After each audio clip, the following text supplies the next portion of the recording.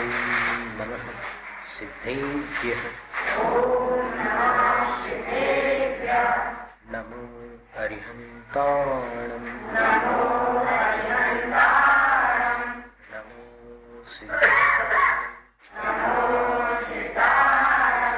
नमो आयर्याणं। नमो वज्रायाणं। नमो लोय सर्वसाहूणं।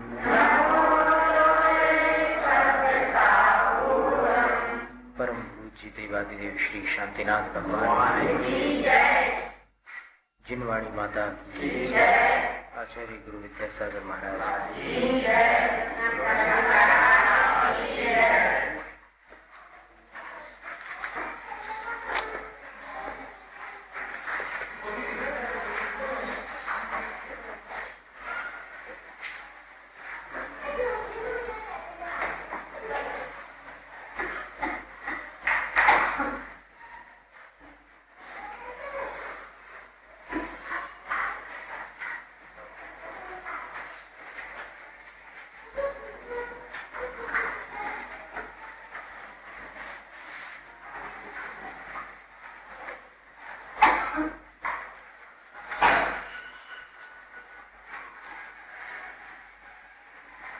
यस्य स्वयं स्वभावाप्ति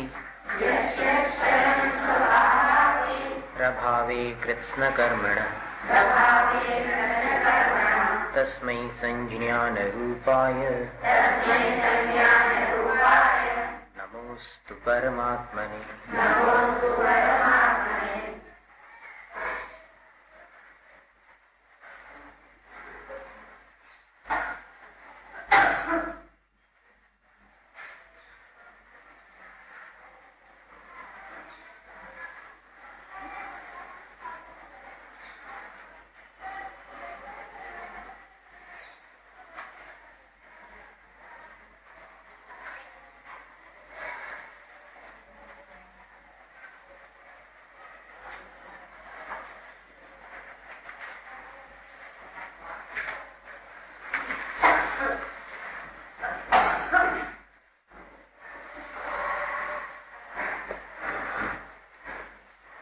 योग्योपादान योगेन दृषदः स्वर्णतामता द्रव्यादिस्वादिसम्पत्ता वात्मनोऽप्यात्मतामता वरं व्रतैः पदं दैवं नाव्रतैर्वत नारकम् छाया तपस्थयोर्भेदः प्रतिपालयतोर्महान् यत्र भावः शिवं दत्ते द्यौः यद्दूरवर्तिनि यो नयत्याशु गव्यो क्रोशार्धे किंससीदति ऋषिकजमनातङ्कम् दीर्घकालोपलालितम् नाके नाकौ कसां सौख्यम् नाके नाकौ कसामिव वासनामात्रमेवैतत् सुखं दुःखं च देहिनां तथा ह्युद्वे जयन्ते ते भोगा रोगा इवापदि मोहेन संवृतं ज्ञानं स्वभावं लभते नहि मत्तः पुमान् पदार्थानां यथा मदनकोद्रवै वपुर्गृहं धनन्दाराः पुत्रामित्राणि शत्रवः सर्वधान्यस्वभावानि मूढ़ः स्वानि प्रपद्यते दिग्देशेभ्यः खगा एत्य संवसन्ति नगे नगे स्वस्वकार्यवशाद्यान्ति देशे दिक्षु प्रगे प्रगे विराधकः कथं हन्त्रे जनाय परिकुप्यति त्र्यङ्गुलं पातयन् पद्भ्याम् स्वयं दण्डेन पात्यते रागद्वेषद्वयी दीर्घ नेत्राकर्षणकर्मणा अज्ञानात् सुचिरञ्जीवः संसाराब्धौ भ्रमत्यसौ विपद्भवपदावर्ते पदिके वाति बाह्यते यावत्तावद्भवन्त्यन्याः प्रचुरा विपदः पुरः दुरर्जीना सुरक्षेण नश्वरेण धनादिना स्वस्थं मन्यो जनः कोऽपि ज्वरवानिव सर्पिषा विपत्तिमात्मनो मूढः परेषामिव नेक्षते दह्यमानमृगाकीर्ण वनान्तरतरुस्तवत् आयुर्वृद्धिक्षयोत्कर्ष हेतुं कालस्य निर्गमम् वाञ्छतां धनिनामिष्टम् जीवितात् सुतरां धनम् त्यागाय श्रेयसे वित्त मवित्तः सञ्चिनोति यः स्वशरीरं सपङ्केन स्नास्यामीति विलिम्पति आरम्भे तापकान् प्राप्ता वतृप्तिप्रतिपादकान् अन्ते सुदुस्त्यजान् कामान् कामं कः सेवते सुधीः भवन्ति प्राप्य यत्सङ्ग मशुचीनि शुचीन्यपि सकायः सन्ततापायस् तदर्थं प्रार्थना वृथा यज्जीवस्योपकाराय तद्देहस्यापकारकम् यद्देहस्योपकाराय तज्जीवस्यापकारकम् इतश् बातचीत न करते हुए आप उनको जो श्लोक निकाल करके देना ना, वो चुपचाप मौन से भी निकाल के दे सकते हैं। बोलने से आवाज यहां तक आ जाती है। इतश्चिंतामणिर्दिव्य इतः पिण्याकखण्डकम् ध्यानेन चेदुभे लभ्ये क्वाद्रियन्तां विवेकिनः स्वसंवेदन सुव्यक्तस् तनुमात् स्वसंवेदन सुव्यक्तस् सुव्यक्त मत बोलो, सुव्यक्त, सु पे स्वराघात करना है। स्वसंवेदन सुव्यक्तस् सुव्यक्त मत बोलो, स्वसंवेदन सुव्यक्तस्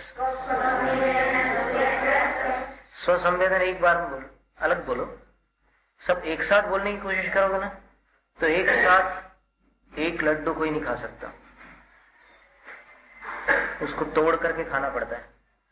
उसी प्रकार इसका उच्चारण जो है ना एक साथ करने की कोशिश मत करो। स्वसंवेदन को अलग अपने मन में उसके विभाग बना लो। स्वसंवेदन को अलग कर दिया, फिर सुव्यक्तस एकदम सरल हो गया। स्वसंवेदन सुव्यक्तस, कैसा क्या हो रहा है? सुव्यक्तस, बस स्वसंवेदन सुव्यक्तस, सुव्यक्तस, सुप, इस पर जोर दीजिए। स्वसंवेदन सुव्यक्तस तन्मात्रो निरत्ययः अत्यंत सौख्यवानात्मा लोकालोक विलोकनः। अब ये उच्चारण की जो कमी रह जाती है, उसके कारण बहुत सारे लोग मंत्रों की आराधना करते हुए भी उसके साइड इफेक्ट्स में चले जाते हैं, जो नुकसान होता है ना उससे। गलत उच्चारण से हमने कई स्थानों पर देखा, चत्तारी मंगल का गलत पाठ करने वालों के जीवन में कितने संकट आ जाते हैं, भयंकर संकट आते हैं। तो उच्चारण जो है शुद्ध रखना चाहिए। और फिर अभी कुछ लोग ऐसे भी लोग हैं जो उच्चारण जो नहीं है उतना सुधरवा देते हैं। जैसे अभी एक बार मीटिंग बैठी थी पिछली शताब्दी में, तो उसमें सब विद्वान लोग बैठे और उन्होंने ये तय किया कि जैन समाज जो है प्राकृत भाषा में अंगूठा छाप है। जैन समाज को प्राकृत भाषा आती नहीं, इसलिए जो पुराना पाठ चला आ रहा है चत्तारी मंगल का, वो गलत पाठ है, फिर भी उसका पाठ करती है जैन समाज। तो उनने क्या किया कि उस पुराने पाठ को सुधार दिया व्याकरण से, और सुधार करके अब सब किताबों में वही नया वाला पाठ छाप दिया चत्तारी मंगल का। तो आज जितने लोग पढ़ते हैं, अधिकांश लोग वो सब नया पाठ पढ़ते हैं, जो पंडितों का सुधार हुआ है। और जो आचार्यों के ग्रंथों का मूल पाठ है वो पता नहीं, अभी लापता जैसा हो गया। अभी कुछ महाराज लोग पढ़ते हैं, हम पढ़ते हैं। सुधा सागर महाराज श्री से हमने निवेदन किया कि महाराज श्री आप जो नया पाठ पढ़ रहे हैं, वो नया पाठ ग्रंथों में तो मिलता नहीं है, पंडितों का सुधार हुआ पाठ है वो। तो फिर सुधा सागर जी ने बोला कि तुम मुझे दिखा देना ग्रंथों में कौन सा पाठ है। तो फिर हमने ज्ञानार्णव, कार्तिकेय अनुप्रेक्षा और फिर शब्दार्णव आदि बहुत सारे रेफरेंस दे करके उनको जब दिए पाठ, तो फिर सुधा सागर महाराज श्री ने वो नया पाठ छोड़ दिया। अभी तारंगा की बात है, फिर सूरत में उन्होंने बिल्कुल पूरी तरह से वो नया पाठ छोड़ करके पुराना पाठ पढ़ना प्रारंभ कर दिया। और फिर हमने महाराज श्री से ये भी कहा कि विद्वानों की गोष्ठी भी होती है आपके यहाँ पर, तो वहां पर भी अगर कोई विद्वान नए पाठ के पक्ष में कोई बात रखेंगे तो आप क्या जवाब देंगे? तो सुधाकर महाराज श्री बोले कि मैं उनसे ये पूछूंगा कि अगर ये नया पाठ शुद्ध है और व्याकरण के अनुसार यही समुचित है, तो फिर मैं उनसे ये पूछूंगा कि जो पुराने आचार्य थे जिन्होंने वो पुराना पाठ रखा, उनको प्राकृत भाषा नहीं आती, वो बिल्कुल प्राकृत भाषा नहीं जानते थे, इसलिए उन्होंने वो पुराना पाठ रख लिया। और फिर आप लोगों ने नया पाठ इसलिए सुधार दिया, सुधार करके नया पाठ इसलिए बना दिया कि आपको आती है प्राकृत।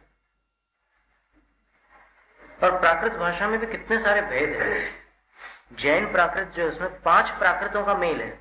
एक तो मूल प्राकृत, शौरसेनी, पैशाची, महाराष्ट्री, मागधी,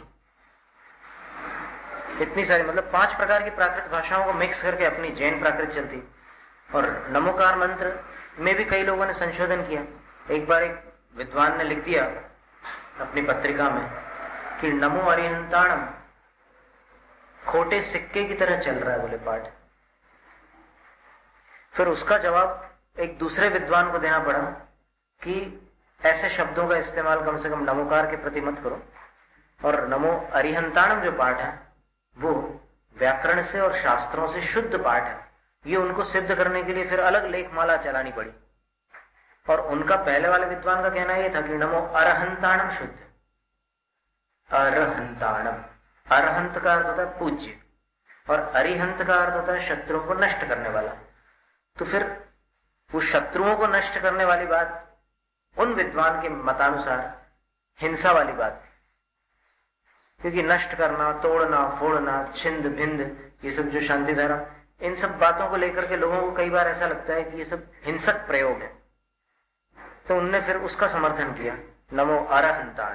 क्योंकि आपने सुना होगा नमो अरहंताणम ये भी पाठ है और फिर एक नमो अरिहंताणम भी पाठ है।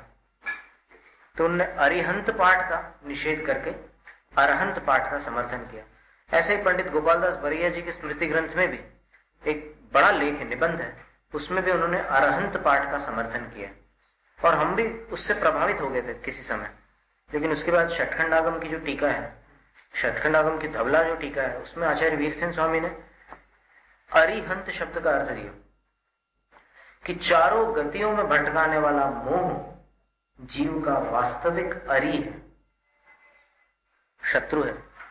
उसको नष्ट करने के कारण भगवान को अरिहंत कहा जाता है।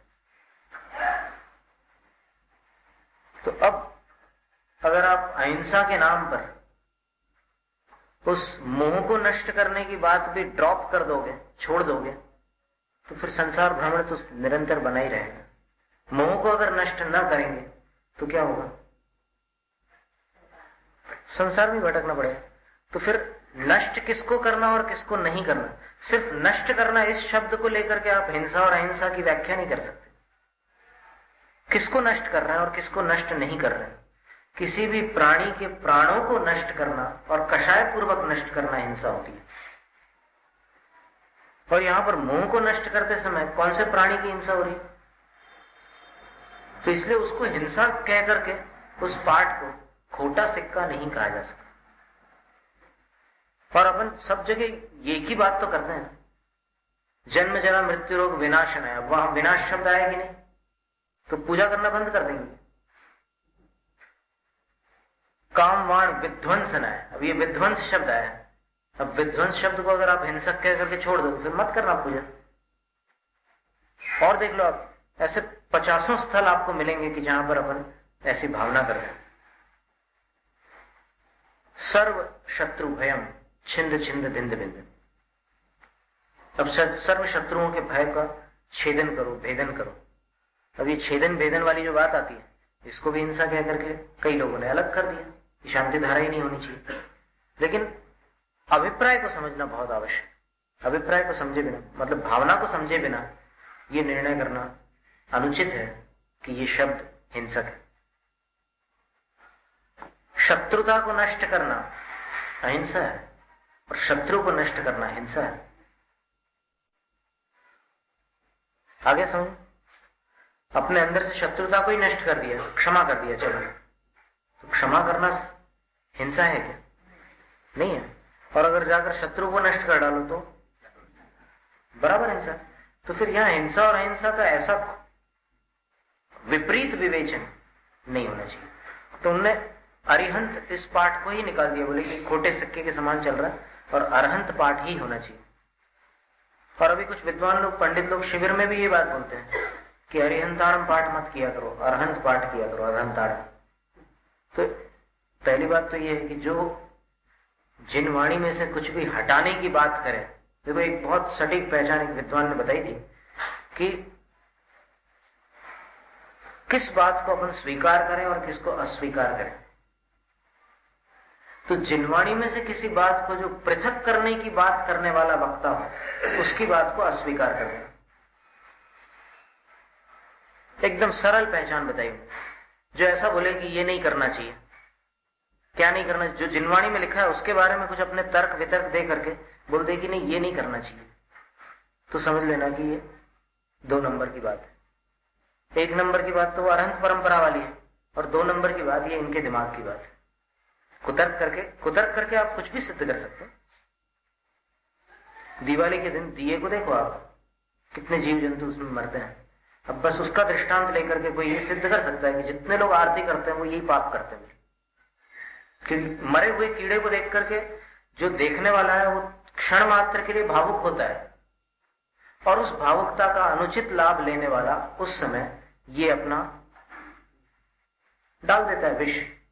क्या कहेगा वो कि देखो ये कीड़े मरे ना दिवाली के दिए में, तो जो आरती करते हैं उसमें नहीं मरते होंगे क्या? मरते होंगे। वो भी बोलेगा हाँ मरते होंगे, ऐसे सिर हिला करके। तो फिर बोलो आरती करना पुण्य है या पाप है? तो मात्र उस घटना को देख करके वो पुण्य और पाप का निर्णय कर लेते। इनको कहते हैं मंद मेधसाम। नीतिसार ग्रंथ में एक श्लोक आता है, आर्यिकाणाम गृहस्थानाम शिष्याणाम अल्प मेधसाम न वाचनीयम पुरतः सिद्धांत आचार पुस्तकम। सिद्धांत ग्रंथ और आचरण ग्रंथ का वाचन इनके सामने नहीं करना चाहिए। किनके सामने? अल्प मेधसाम, अल्प बुद्धि, मंद बुद्धि आर्यिकाओं के सामने। क्या होता है कि सबकी बुद्धि एक जैसी प्रखर तीक्ष्ण नहीं होती, तो जो मंद बुद्धि है आर्यिका, उन आर्यिकाओं के सामने सिद्धांत ग्रंथ और आचरण ग्रंथों का वाचन नहीं करना। और किनके सामने नहीं करना? गृहस्थाना, जो मंद बुद्धि गृहस्थ है उनके सामने भी सिद्धांत ग्रंथ और आचार ग्रंथों का वाचन नहीं करना। नहीं तो बोलेंगे कुछ और वो समझेंगे कुछ, ये बहुत बड़ी समस्या होती है। या फिर कभी कभी ये समस्या आ जाती है कि 15 मिनट बैठने का नियम था उनका, आए 15 मिनट बैठे तो न शुरू का सुना न अंत का सुना, बीच का सुन करके फैसला कर लिया कि हाँ यही बात है। तो ऐसे में फैसला सही होगा कि गलत होगा? तो ये भी बड़ी खतरनाक स्थिति होती है। और अगर साथ में वो मंद बुद्धि हो तो और मुश्किल है। सामान्य बुद्धि हो तो भी मुश्किल हो जाती है अगर व्याख्यान पूरा न सुनो तो, और मंद बुद्धि हो तो और मुश्किल हो जाए, और ज्यादा बुद्धि वाला हो तो भी खतरनाक है। वो फिर अपनी तरफ से 4 बातें और जोड़ देगा उसमें, तो और मुश्किल हो जाएगी। तो इसलिए सही श्रोता बन जाना भी बहुत बड़ी बात है। वक्ता बनना सरल है। वक्ता माने कुछ भी बक देने वाला है, कुछ भी बोलने वाला है। बोलना बहुत आसान है लेकिन सुनना बहुत कठिन है। सुनने के लिए बिल्कुल कोरी स्लेट बना करके बिल्कुल क्लीन होकर के सुनना पड़ता है, पूर्वाग्रह के साथ नहीं। जो यहां बता रहे हैं आचार्य महाराज वो सुनना है आपने। अपन जो जानते हैं वो थोड़ी उसमें मिक्स करना है। नहीं तो अपन जो कुछ जानते, अगर ऑल नोइंग मतलब अपन सब कुछ जानते हैं तो यहां बैठने की क्या आवश्यकता है? जिनवाणी सुनने की क्या आवश्यकता है? यहां बैठने का मतलब है कि यहां से कुछ बात हमें नहीं जानने मिलने वाली है। तो इष्टोपदेश की व्याख्या में, इसके स्वाध्याय में अभी उच्चारण की बात ही चल रही थी। स्वसंवेदन सुव्यक्तस, सुव्यक्तस मत बोलो, सुव्यक्तस आप बहुत जल्दी बोल रहे हैं। स्वसंवेदन, चलो स्वसंवेदन बोलो। सुव्यक्तस, सुव्यक्तस। अब सुब बोल करके रुक जाओ थोड़ी देर। सुव्यक्तस, ऐसा। स्वसंवेदन सुव्यक्तस, शाबाश। अब जो लोग नहीं बोल पाए उनको नहीं है शाबाश। तनुमात्रो निरत्ययः, अत्यंत सौख्यवान आत्मा, लोकालोक विलोकनः। स्वसंवेदन सुव्यक्तस्, तन्मात्रो निरत्ययः, अत्यंत सौख्यवान आत्मा, लोकालोक विलोकनः।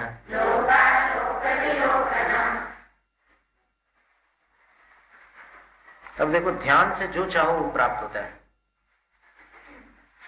सांसारिक राग पूर्वक आप ध्यान करो तो फिर संसार की वस्तुएं मिलेंगी, और आत्मा का ध्यान करो तो दिव्य चिंतामणि स्वरूप मोक्ष की प्राप्ति होगी, अनंत चतुष्टय उपलब्ध होंगे। तो फिर ध्यान आत्मा का करना है तो आत्मा को जानना भी आवश्यक है, आत्मज्ञान होना भी जरूरी है। क्योंकि जिसका ज्ञान नहीं है उसका ध्यान कैसे? जिसको अपन जानते हैं उसी का ध्यान करते हैं। अब किसी अपरिचित व्यक्ति का कोई ध्यान करता है क्या? अपने पुत्र का ध्यान किया जाता है, या फिर अपने संबंधी या मित्र का ध्यान किया जाता है, या शत्रु का किया जाता है। पहचान है, जिसकी पहचान ही नहीं है उसका ध्यान तो नहीं हो सकता। तो आचार्य कहते हैं कि आत्मा का ध्यान करना हो तो फिर आत्मा को पहचानो। कैसा है आत्मा का स्वरूप? आत्मा ही ध्येय है और उसका स्वरूप स्वसंवेदन सुव्यक्त है। स्वसंवेदन से सुव्यक्त, सुव्यक्त यानी अच्छी तरह, सु यानी अच्छी तरह से, व्यक्त प्रकट। आत्मा को अगर स्वसंवेदन से जान लो, यानी सम्यक ज्ञान से आत्मा की पहचान हो जाए, तो फिर वो आत्मा जैसे सामने कोई वस्तु रखी रहती है वो प्रकट होती है, वैसे आत्मा भी उस ज्ञानी जीव के लिए प्रकट होती है। शरीर आदि से भिन्न चैतन्य स्वरूप आत्मा बिल्कुल स्पष्ट रूप से उसको जानने में आती है कि आत्मा भिन्न है। तो स्वसंवेदन सुव्यक्तम, स्वसंवेदन से, स्वसंवेदन को दूसरे शब्दों में आत्मानुभव भी कह सकते हैं। आत्मानुभव से जो सुव्यक्त है, प्रकट है। और कैसा है आत्मा? तनु मात्रो, तन माने शरीर है, उतना मात्र, उसकी मात्रा यानी उसका जो प्रमाण है, उसका माप, उसकी साइज शरीर के बराबर है। आत्मा का आकार शरीर के बराबर है। अपना जैसा शरीर है बस वही आकार इस समय अपनी इस पर्याय में अपनी आत्मा का है। तो ये आकार माने क्षेत्र का भी ज्ञान होना जरूरी है। और फिर काल की अपेक्षा से विचार करो तो आत्मा कैसे है? निरत्यय, अत्यय से रहित, विनाश से रहित, अविनाशी। आत्मा अविनाशी है। अविनाशी का मतलब क्या होता है? कि जिसका कभी भी नाश नहीं होगा। और अनादि से, किसी ने बनाया नहीं इसको।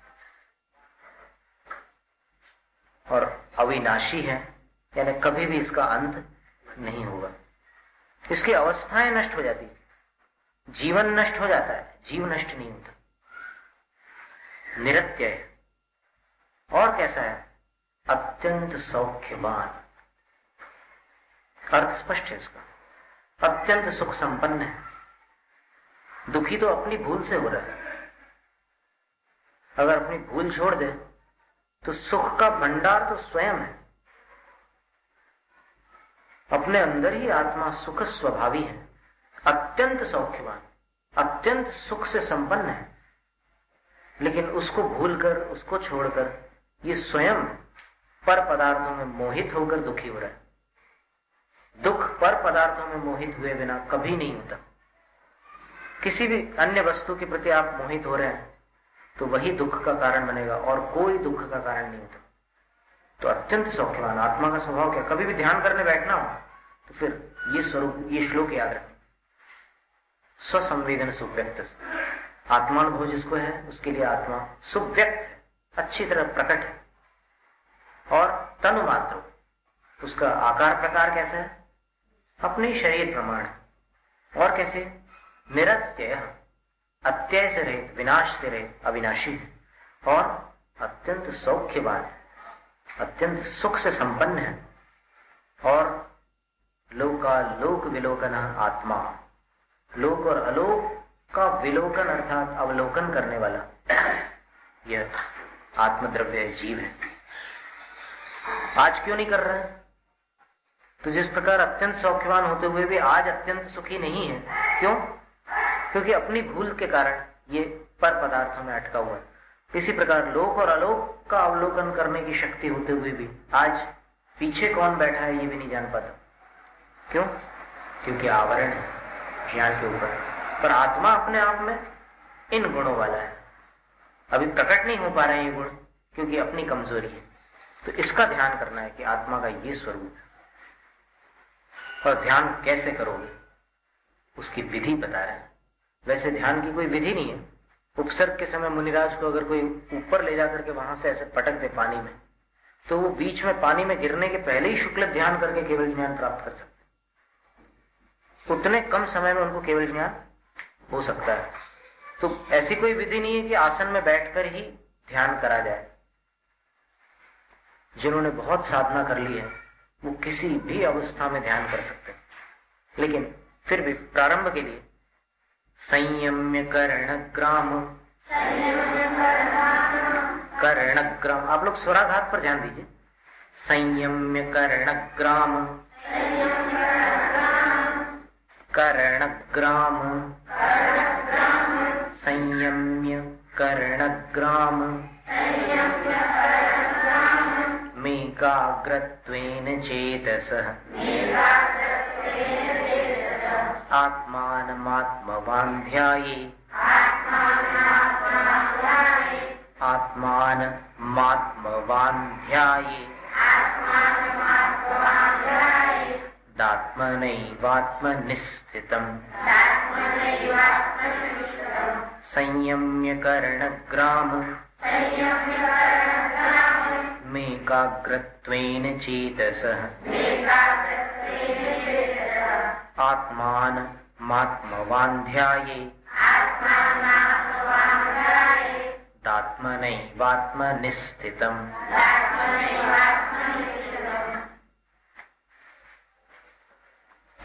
आत्मवान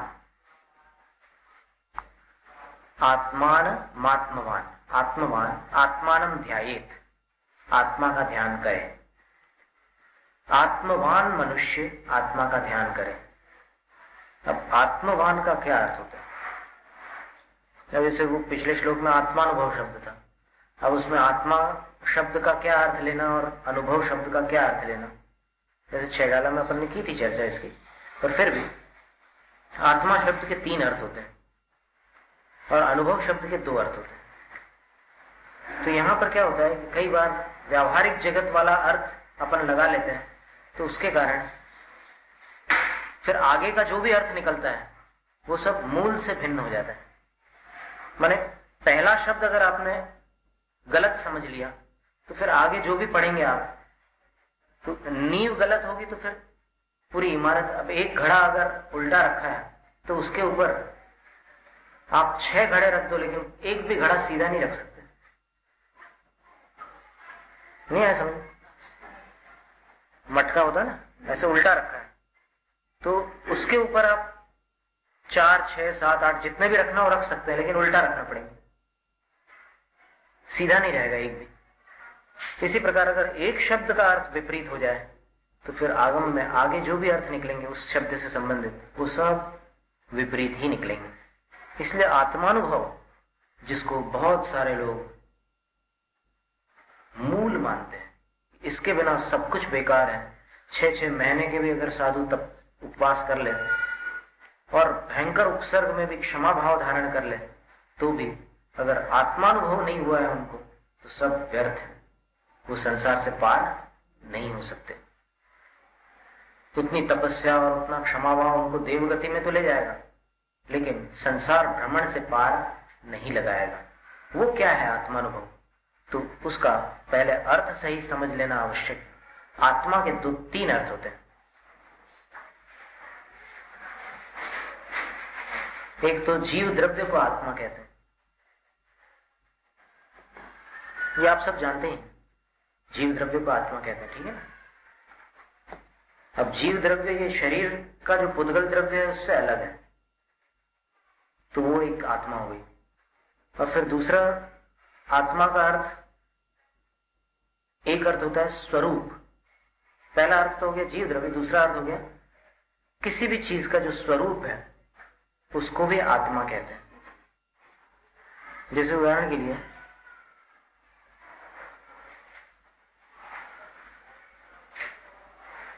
ये जो सामने दान पेटी रखी हुई है, इस पेटी को अगर संस्कृत भाषा में अपन कुछ इसके विषय में लिखना चाहें या बोले, तो फिर ये जिसके द्वारा रची हुई है उसका भी उल्लेख उसमें आ जाएगा। जैसे ये पेटी अगर लोहे की बनी हो तो फिर इसको लोहात्मक बोलेंगे, पीतल की बनी हो तो तदात्मक बोलेंगे। तो आप समझ रहे हैं बात को? जो शब्द आ रहा है ना लोहात्मक,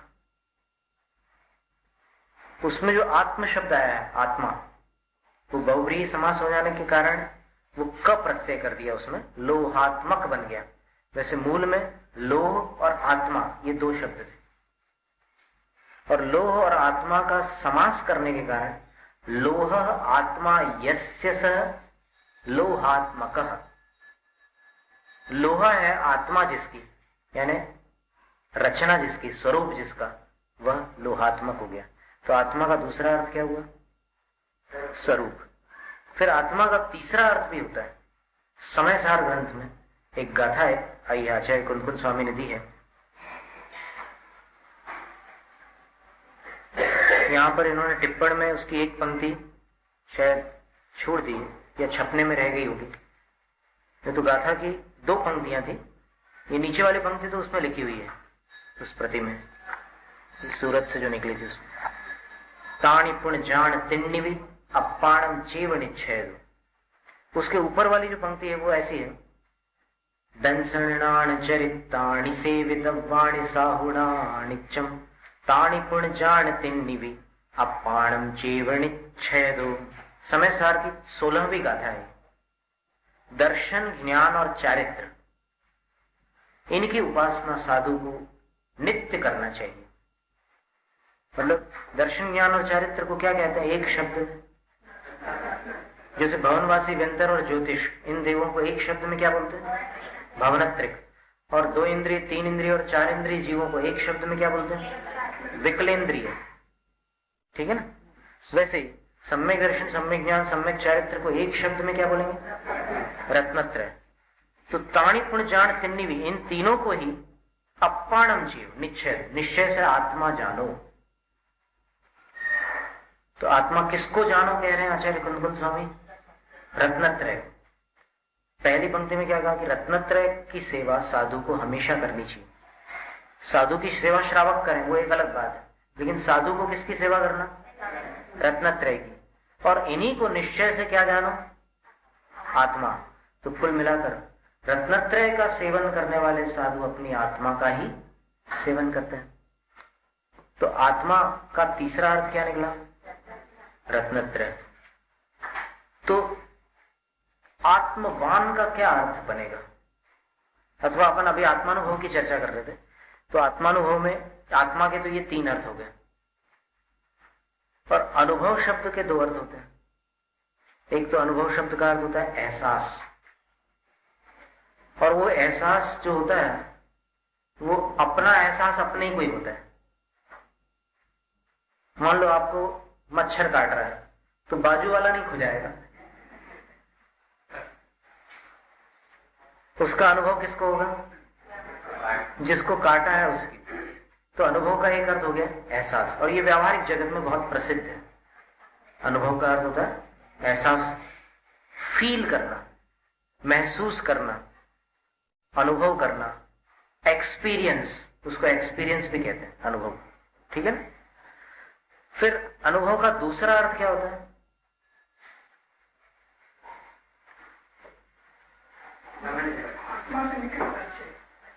निकट परिचय। निकट परिचय को भी अनुभव कहते हैं। अब वो निकट परिचय, इसका अर्थ एक्सपीरियंस हो ये जरूरी नहीं है। निकट परिचय पर वस्तुओं का भी होता है, इसलिए उसको अपन वो वाला अनुभव नहीं कह सकते, क्योंकि वो वाला जो अनुभव होता है वो केवल अपने से संबंधित होता है। अब जैसे मान लो हमने उस समय दृष्टांत ये दिया था, मतलब सही पहचान होना, ये उस अनुभव शब्द का दूसरा अर्थ है। और अनुभव शब्द का एक अर्थ तो होता है एहसास होना। तो सही पहचान होना, जैसे 20 साल हो गए शादी को, उसके बाद फिर पति बोलता है कि आज पहचाना तेरे को। तो इतने 20 साल क्या कर रहे थे भाई? 20 साल तक जान रहा था और 20 साल के बाद पहचाना। आ रहा है समझ में? तो इस प्रकार अपनी आत्मा की सही पहचान हो जाना आत्मानुभव का एक अर्थ होगा, और फिर आत्मानुभव का दूसरा अर्थ होगा अपनी आत्मा का एहसास होना। अब यहां एहसास शब्द को अगर अपन ले लेते हैं तो बहुत सारे प्रश्न खड़े हो जाते हैं जो सामने वाले को किंग कर्तव्य विमूढ़ बना देते हैं, मतलब वो भ्रमित हो जाता है। जैसे जितने लोग ये मानते हैं कि आत्मानुभव का अर्थ होता है कि एकदम क्षण मात्र के लिए अंतर्मुख होकर अपनी आत्मा का एहसास कर लेना, शरीर से भिन्न अपनी आत्मा का एहसास कर लेना, वो आत्मानुभव। और अपनी आत्मा माने जीव द्रव्य। आत्मानुभव में से आत्मा का अर्थ क्या निकला? जीव द्रव्य। रत्नत्रय अर्थ नहीं निकला, और वो स्वरूप वाला भी अर्थ नहीं निकला। स्वरूप यानी ये लोहे का जो, वो तो पुद्गल जीव सब में लगेगा। स्वरूप जो है वो सब द्रव्यों में होता है। पर फिर आत्मानुभव का अर्थ ये निकला कि जीव द्रव्य का एहसास। अब यहां पर जीव द्रव्य का एहसास अगर करते हैं, जो आत्मानुभव का अर्थ ये मानते हैं कि जीव द्रव्य का एहसास होता है, तो फिर वहां पर बहुत सारे प्रश्न खड़े होते हैं। एक प्रश्न तो ये खड़ा होता है कि जीव द्रव्य रूपी है या अरूपी है? अरूपी है। तो अरूपी का एहसास अपन ने अपने कौन से गुण द्वारा किया है? चारित्र गुण, ज्ञान गुण, दर्शन गुण, सुख गुण, कौन से गुण से अपन अनुभव करेंगे? ज्ञान गुण से। अब ज्ञान गुण से अनुभव किया अपन ने उसका, जीव द्रव्य का और अरूपी का। अब अरूपी का अनुभव अपन ने जिस ज्ञान गुण से किया, उस ज्ञान गुण की कौन सी पर्याय से अपने को अरूपी का अनुभव हुआ? ज्ञान गुण की 5 पर्याय हैं सम्यक ज्ञान की। मति ज्ञान, श्रुत ज्ञान, अवधि ज्ञान, मनः परे ज्ञान और केवल ज्ञान। तो ये तो तय है कि अपने पास केवल ज्ञान और मनः परे ज्ञान नहीं है, क्योंकि ये ज्ञान कपड़ों में नहीं होते हैं, ये ज्ञान मुनियों को ही होते हैं। अब बचे 3, तो 3 जो बचे हैं उसमें से क्या मति ज्ञान अरूपी को ग्रहण कर सकता है?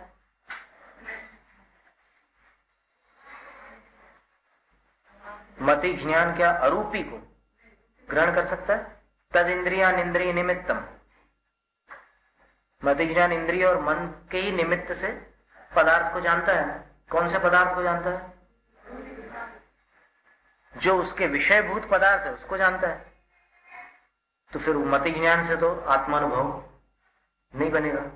जो आत्मानुभव अभी अपन ले रहे हैं वो नहीं बनेगा। फिर अब कौन सा ज्ञान है दूसरा? श्रुत ज्ञान। अब श्रुत ज्ञान जो होता है, क्या श्रुत ज्ञान अरूपी को जानता है? हाँ या ना? घबराने की कोई बात नहीं, गलत। जानता है। और आप पूछेंगे कैसे आप कह रहे हैं महाराज? फिर तत्वार्थ सूत्र के आगे का सूत्र देख लो। मति श्रुतयोर निबंधो द्रव्येषु सर्व पर्यायेषु। मति ज्ञान और श्रुत ज्ञान का जो विषय होता है वो 6 द्रव्य है, लेकिन उनकी कुछ पर्याय मति और श्रुत ज्ञान का विषय बन पाती है, सब पर्याय नहीं बनती। तो अब अरूपी की बात अपन कर रहे थे, तो अरूपी को मति ज्ञान ग्रहण नहीं कर रहा है, और अगर कर भी रहा है तो फिर वो किसी अपेक्षा से कर रहा है।